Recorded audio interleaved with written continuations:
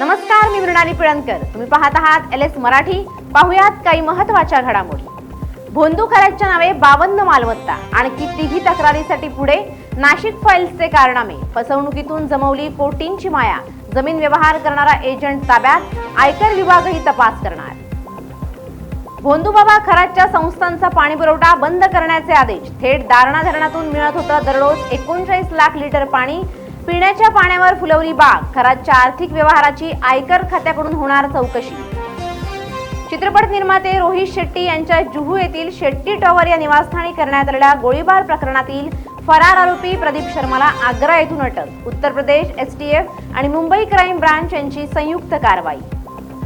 अवकाळी संपली, आता काहिली. कमाल तापमानात वाढ होणार. राज्यभरातील कमाल तापमान 38°C वर जाणार असून मुंबईचं कमाल तापमान 36°C वर जाईल. रेल्वेतील बेचव जेवणावर QR ची नजर. स्कॅन करताच अन्नाची संपूर्ण माहिती. दर्जाबाबतच्या तक्रारींना लगाम. उत्तन विरार सीलिंगसाठी तब्बल 100 हेक्टर खारफुटीचा जाणार बळी. केंद्रीय परिवेश समितीची मिळाली मंजुरी. प्रकल्पासाठी 78,427 कोटींचा खर्च प्रस्तावित. ती पत्नी आहे, कामवाली नाही. पतीने स्वयंपाक धुनी भांडी करायला हातभार लावलाच पाहिजे. नवी दिल्ली. पतींनी घरगुती जबाबदाऱ्या वाटून घेणं ही काळाची गरज. असं केल्याने ते काही उपकार करत नाही. सर्वोच्च न्यायालयाची भूमिका. रेल्वे विभागाच्या शून्य आधारित वेळापत्रक धोरणामुळे राज्यातील अनेक महत्त्वाच्या रेल्वेगाड्या बंद, तर काही रेल्वेगाड्यांचे मार्ग अंशतः रद्द. राज्यातील प्रवाशांमध्ये नाराजीचा सूर.